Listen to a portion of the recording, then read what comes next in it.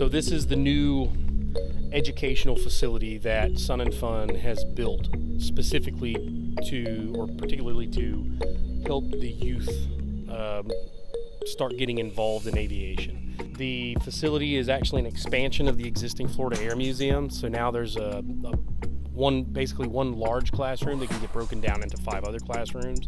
There's a bunch of really cool technology in there. By far the coolest of which is the globe that we have. The idea here is to have kids from all over the place, particularly within the Polk County school system, come in and learn about STEM, about the sciences and things like that.